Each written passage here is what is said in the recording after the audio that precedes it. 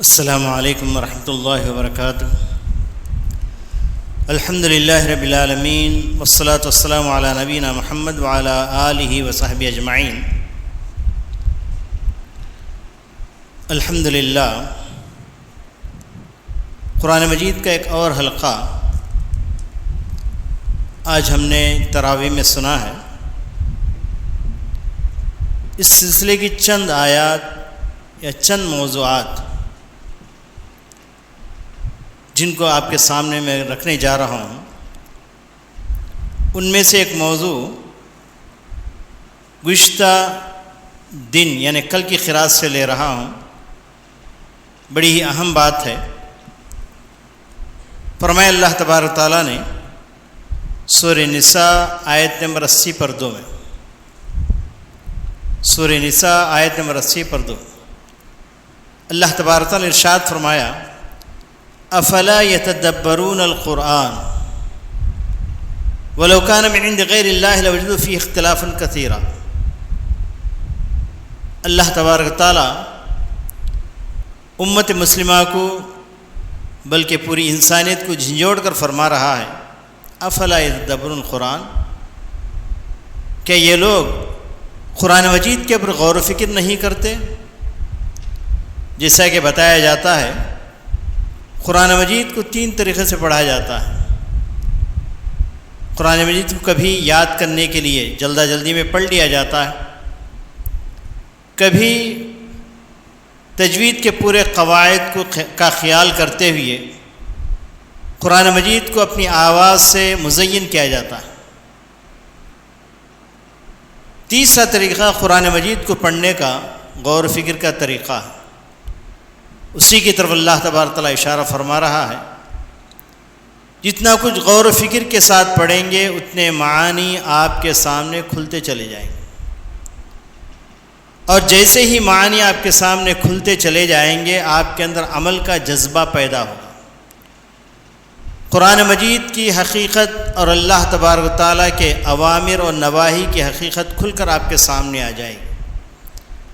اور اس طرح کی قرأت بہت کم لوگوں کو نصیب ہوتی ہے، اور اللہ کا شکر، اس کا احسان ہے ان لوگوں پر جو لوگ قرآن مجید کو پڑھنے پڑھانے میں لگے رہتے ہیں، قرآن مجید کی تفسیر کرنے میں لگے رہتے ہیں۔ ساتھ ساتھ ان پر ضروری یہ ہوتا ہے کہ جو کچھ معانی آپ نے سیکھا ہے، جو کچھ مطالب آپ نے پہچانا ہے، ان کو دوسروں تک پہنچانے کی کوشش کریں، اور دوسرے جو کچھ باتیں آپ کو معلوم ہوئی ہیں اس کے اوپر عمل کرنے کی کوشش کریں۔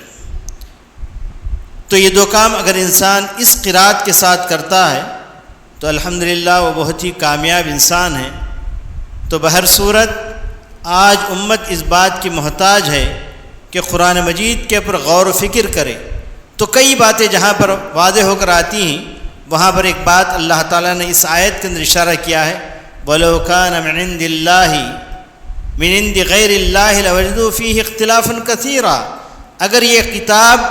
اللہ کے علاوہ کسی اور کے پاس سے ہوتی تو اس کے اندر آپس میں اختلاف ہوتا۔ آیتوں کے اندر غور و فکر کر پڑھنے سے کہیں بھی اختلاف نظر نہیں آئے گا، پورا انسجام ہی انسجام، توازن ہی توازن اور توافق ہی توافق نظر آئے گا۔ قرآن مجید چونکہ اللہ تبارک تعالیٰ کا کلام۔ اس کے بعد ایک اور مضمون اللہ تبارک تعالیٰ نے اس کی بعد والی آیت میں بڑا اہم مضمون اللہ تعالیٰ نے بیان فرمایا ہے، اور یہ ہے آیت نمبر 80 پر 3، سورہ نساء 80 پر 3 میں دیکھیے اللہ تبارک ارشاد فرماتا ہے، وَإِذَا جَاءَهُمْ أَمْرٌ مِّنَ الْأَمْنِ أَوِ الْخَوْفِ أَذَاعُوا بِهِ وَلَوْ رَدُّوهُ إِلَى الرَّسُولِ وَإِلَى أُولِي الْأَمْرِ مِنْهُمْ لَعَلِمَهُ الَّذِينَ يَسْتَنبِطُونَهُ مِنْهُمْ وَلَوْلَا فَضْلُ اللَّهِ عَلَيْكُمْ وَرَحْمَتُهُ لَاتَّبَعْتُمُ الشَّيْطَانَ إِلَّا قَلِيلًا۔ معاشرے کی سدھار کے لیے، معاشرے کو انتشار سے بچانے کے لیے یہ ایک معاملہ بہت ہی ضروری معاملہ ہے، اور ہر دن یہ معاملہ ہمارے سامنے پیش آتا ہے۔ وہ مسئلہ یہ ہے کہ کوئی بھی چیز، کوئی بھی بات ہمارے کانوں تک پہنچتی ہے، اس کو چاروں میں پھیلانا نہیں چاہیے، فوری طور پر اس کی تحقیق کر لینی چاہیے۔ بلکہ اس بات کو ان لوگوں تک پہنچانا چاہیے جو اس بات کو سننے کے بعد صحیح فیصلہ لے سکتے ہیں کہ کیا ہوا ہے کیا نہیں ہوا۔ ایسے بہت سی باتیں آپ کے کانوں تک ٹکراتی ہیں لیکن وہ باتیں صحیح نہیں ہوتی، غلط ہوتی ہیں، آپ اس کو پھیلا دیے ہوتے ہیں، جبکہ اللہ کے رسول صلی اللہ علیہ وسلم نے ارشاد فرمایا کہ ہر وہ شخص کسی بات کو پھیلاتا ہے جانتا ہے کہ وہ یعنی جھوٹ ہے تو عہد الکاذبین، جھوٹے نے آ کر جھوٹی بات آپ کو بتائی، آپ بھی جانتے ہیں وہ جھوٹ ہے، اس کے باوجود آپ نے اس کو پھیلایا تو آپ اللہ تعالیٰ کے پاس جھوٹوں میں لکھے جائیں۔ نمبر 1۔ اور دوسری، کبھی کبھی ایسے بھی ہوتا ہے کہ آپ نے اس بات کے اوپر غور و فکر نہیں کیا، اس بات کی تحقیق نہیں کی، یا اس بات کو جہاں جن سے پوچھنا ہے ان سے نہیں پوچھا اور معاشرے کے اندر پھیلا دیا، تو آپ جھوٹ کو پھیلانے والے ہو گئے۔ ایسے لوگ اللہ تبارک تعالیٰ کی سخت پکڑ ہے۔ تو اس سلسلے میں اللہ تبارک تعالیٰ نے سورہ نساء کی آیت نمبر 80/3 میں بڑی وضاحت کے بیان فرمایا ہے، اور اس آیت کے نازل ہونے کے بارے میں بھی جو واقعہ بیان کیا جاتا ہے اس کے اندر بھی ہمارے لیے بڑی نصیحت۔ ایک مرتبہ ایسے ہوا کہ پیارے نبی صلی اللہ علیہ وسلم نے اپنے بیویوں کے ساتھ ایلا کا مطلب یہ ہوتا ہے کہ چند دنوں کے لیے شوہر اپنی بیویوں کو اپنے سے دور کر دیتا ہے۔ کوئی پریشانی ہو گئی اور بیویاں یعنی خامخواہ ایسے ویسے مطالبات کر رہی ہیں جن کی وجہ سے آدمی پریشان ہو گیا، چند دنوں کے لیے ان سے الگ تھلگ ہو جاتا ہے، اس بات کی اجازت تاکہ شوہر کی ضرورت عورت محسوس کرے، اس بات کی اجازت ہے، نبی کریم صلی اللہ علیہ وسلم نے کیا تھا۔ تو جب نبی کریم صلی اللہ علیہ وسلم نے اپنی بیوی کے ساتھ ایلا کیا تو بات چاروں میں پھیل گئی، اور اکثر نے یہ سمجھ لیا کہ اللہ کے رسول صلی اللہ علیہ وسلم نے اپنی بیویوں کو طلاق دے دیا، اور یہ بات بہت دور دور تک پہنچ گئی۔ حضرت عمر رضی اللہ تعالیٰ عنہ بھاگے بھاگے چلے آئے، تمام کو چھوڑ کر، کسی کی بات کی طرف آپ نے توجہ نہیں کی، سیدھے پیارے نبی صلی اللہ علیہ وسلم کے پاس آئے،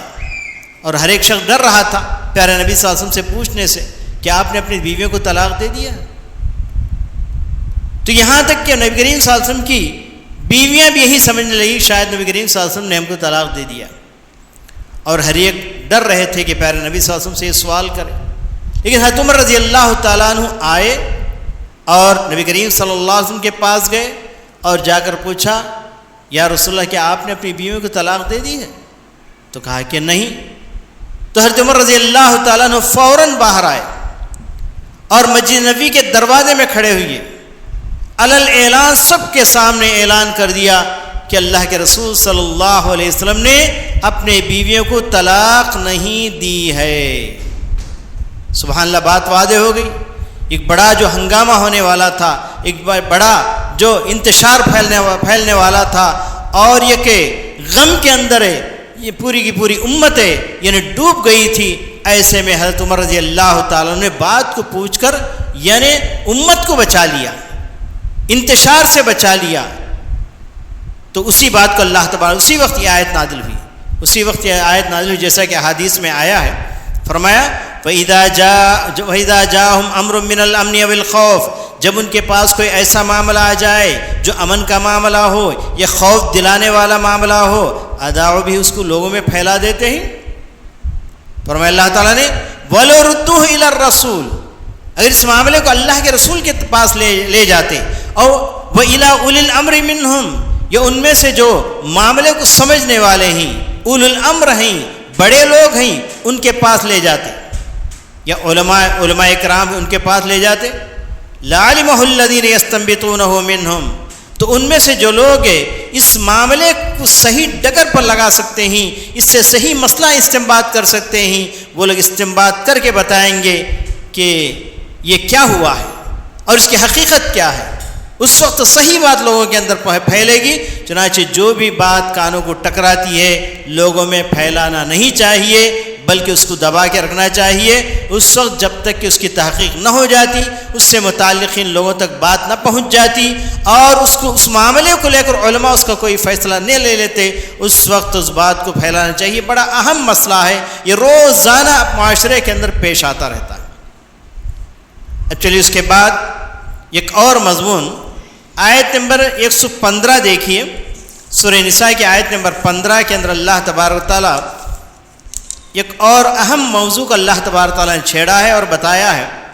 فرمایا وَمَن يُشَاقِقِ الرَّسُولَ مِن بَعْدِ مَا تَبَيَّنَ لَهُ الْهُدَى وَيَتَّبِعْ غَيْرَ سَبِيلِ الْمُؤْمِنِينَ نُوَلِّهِ مَا تَوَلَّى وَنُصْلِهِ جَهَنَّمَ وَسَاءَتْ مَصِيرًا۔ ہدایت واضح ہے، قرآن حدیث کے اندر ہدایت ہے، صحیح راستہ معلوم ہے، معلوم ہونے کے باوجود جو شخص اللہ کے رسول سے جھگڑا مول لیتا ہے، شقاق کہتے ہیں، شقن کے معنی جانب ہو جانا، ایک طرف ہو جانا، یعنی اللہ اور اس کے رسول ایک جانب ہیں، قرآن حدیث ایک جانب ہے، وہ بالکل الگ تھلگ ہو جاتا ہے۔ وَمَن يُشَاقِقِ الرَّسُولَ، ہدایت کے وعدے ہونے کے بعد بھی وَيَتَّبِعْ غَيْرَ سَبِيلِ الْمُؤْمِنِينَ، قرآن حدیث ہی کو نہیں چھوڑا یا قرآن حدیث کو مانتے ہوئے اس نے صحابہ کے طریقے کو نہیں پکڑا، قرآن مجید کو اور حدیث کو ویسے نہیں سمجھا جیسے صحابہ نے سمجھا ہے، غیر سبیل المومنین، مومنین کے راستے کو چھوڑ کر سمجھنے کی اس نے کوشش کی۔ نولیہ ما تولا، اللہ تعالیٰ نے بڑی وعید سنائی ہے، بڑی دھمکی دی ہے، فرمایا اللہ تبارک تعالیٰ نے نولیہ ما تولا، وہ جس طرف جانا چاہتا ہے اس طرف اس کو ہم پھیر دیں گے۔ ونصلہ جہنم، اور جب قیامت کا دن آئے گا تو اس کو جہنم میں ڈھکیل دیں گے، اور ساتھ مسیرہ کیا ہی برا ٹھکانہ ہے۔ تو اس لیے انسان کو چاہیے کہ قرآن اور حدیث سے چمٹے رہے، اعتصام بالکتاب والسنہ، قرآن حدیث کو مضبوطی کے ساتھ پکڑ کے رہے اور اس نہج پر پکڑ کے رہے جس نہج پر صحابہ رضوان اللہ علیہم اجمعین تھے۔ یعنی مطلب یہ نکلا قرآن حدیث کو ویسے سمجھنے کی کوشش کرے جس صحابہ رضوان اللہ علیہم اجمعین نے سمجھا ہے، اس وقت وہ ہدایت پر آئے گا۔ شیخ اسلام تیمیہ رحمۃ اللہ علیہ نے یہاں پر بڑی بہترین کا بات کہی ہے، کہا کہ کوئی بھی شخص ہدایت پر ہونے کا دعویٰ نہیں کر سکتا جب تک کہ قرآن حدیث پر نہ آ جائے، قرآن حدیث پر آنے کے باوجود بھی پورے طور پر ہدایت پر ہونے کا دعویٰ نہیں کر سکتا جب تک کہ قرآن حدیث کو صحابہ کے فہم کے مطابق نہ سمجھے۔ تو یہ بہت ضروری مسئلہ ہے جو اللہ تبارک تعالیٰ نے سورہ نساء کے اندر بیان کیا ہے۔ اس کے بعد ایک آخری مسئلہ بیان کر کے میں اپنی بات کو ختم کرتا ہوں۔ آیت نمبر 120 پر 8 دیکھیے، اللہ تعالیٰ ارشاد فرماتا ہے، آیت نمبر 120 پر 8، اس کے اندر اللہ تبارک تعالیٰ ارشاد فرمایا وَإِنِ امْرَأَةٌ خَافَتْ مِنْ بَعْلِهَا نُشُوزًا، میاں بیوی کے جھگڑے آپس میں ہوتے رہتے ہیں، کبھی چھوٹا جھگڑا ہو جاتا ہے، کبھی بڑا جھگڑا ہو جاتا ہے، اور آپس میں کبھی بات چیت، چونکہ ایک جگہ رہنے والے ہیں اور ایک ساتھ جینے والے ہیں اور ہر معاملے میں دونوں ایک دوسرے کا ساتھ دینا ہے، ایسے میں باتوں میں کبھی تکرار ہو جاتا ہے۔ تو اس سلسلے میں اللہ تعالیٰ نے ایک اہم بات کی طرف اللہ تبارک تعالیٰ نے اشارہ کیا ہے، وَإِنِ امْرَأَةٌ خَافَتْ مِنْ بَعْلِهَا نُشُوزًا، اگر کوئی عورت اس بات سے ڈر جائے کہ اس کا شوہر اس کے ساتھ معاملہ کچھ اور کرنے والا ہے، اس سے بیزار ہو چکا ہے اور وہ دور ہو سکتا ہے، طلاق دے سکتا ہے، الگ ہو سکتا ہے، نفرت کر سکتا ہے، اس طرح کی تمام باتیں اس کے سامنے کھل کر آ جائے، وَإِنِ امْرَأَةٌ خَافَتْ مِنْ بَعْلِهَا نُشُوزًا أَوْ إِعْرَاضًا، کہ اس سے اعراض کر لے گا، فَلَا جُنَاحَ عَلَيْهِمَا أَنْ يُصْلِحَا بَيْنَهُمَا صُلْحًا، تو اس وقت صلح کر لے عورت۔ اس کی واضح مثال حضرت سودا رضی اللہ تعالیٰ عنہ پیارے نبی صلی اللہ علیہ وسلم کی زوجیت میں تھی، امہات المومنین میں سے ہیں۔ وہ جب ان کی عمر زیادہ ہو گئی، بڑی عمر کی عورت ہی سے نبی صلی اللہ علیہ وسلم نے نکاح کیا تھا، جب عمر زیادہ ہو گئی تو موٹاپا بہت زیادہ آ گیا تھا اور بہت ثقیل ہو گئی تھی اور اس طریقے سے بوڑھیاں بھی ہو چکی تھی۔ پیارے نبی صلی اللہ علیہ وسلم کی رغبت ان کے اندر بہت کم ہونے لگی تھی۔ ایسے میں انہیں ڈر ہونے لگا کہ خامخواہ نبی کریم صلی اللہ علیہ وسلم نے جو باریاں تقسیم کر کے رکھا تھا، میرے ہاتھ باری تقسیم نہ کرتے تو اچھا ہوتا۔ تو اس لیے حضرت سودا رضی اللہ تعالیٰ نے ایک صلح کر لیا. وہ صلح یہ کیا کہ اللہ کے رسول صلی اللہ علیہ وسلم جو میری باری ہے یہ باری میں حضرت عائشہ رضی اللہ تعالیٰ عنہ کو دے دیتی ہوں، یعنی جو رات میرے پاس گزارنی ہے وہاں جا کر گزار لی. صلح ہے، ایک قسم کی صلح ہے. اسی طریقے سے کوئی بھی عورت جب یعنی اس کے اندر کچھ کمی دیکھے، اپنے اندر کچھ کمی دیکھے یا شوہر کی دوریاں دیکھے، تو چونکہ شوہر کی نافرمانی میں گزارنا یہ بہت بڑی غلطی ہے. شوہر کی فرما بردار رہ کر گزارنا گویا کہ جنت کو حاصل کرنا ہے. شوہر کی نافرمانی میں گزارنا یہ جہنم کا راستہ کھولنا ہے. تو یہ بہت بڑی یعنی عورت کے لیے بہت بڑی ناکامی ہے. تو اس لیے وہ وقت آنے سے پہلے شوہر اس کا اس سے بچھڑ جائے، شوہر اس کا اس سے نفرت کرنے لگے، شوہر اس سے دور ہو جائے اور یہ شوہر کی نافرمانی پر اتر آئے، وہ معاملہ آنے سے پہلے آپس میں صلح کر لے سکتے ہیں. اسی کی طرف اللہ تبارک تعالیٰ نے کوئی اپنا حق میں تنازل کر سکتی ہے، کوئی اپنا حق چھوڑ لے سکتی ہے. اس طریقے سے آپس میں پھر دونوں کے درمیان میں محبت ہو جائے، دونوں کے درمیان میں یکسانیت ہو جائے، دونوں پھر زندگی کو آگے بڑھا سکے. والصلح خیر، تو اللہ تبارک تعالیٰ نے فرمایا صلح کرنا آپس میں اچھا ہے. تو بہرحال یہ ایک اہم مسئلہ ہے اور یہ بڑا حساس مسئلہ ہے، میاں بیوی کے درمیان میں کبھی کبھی پیدا ہوتا رہتا ہے. اس کے لیے بھی اللہ تعالیٰ نے بہت سے حلول رکھے ہیں. اس طریقے سے اگر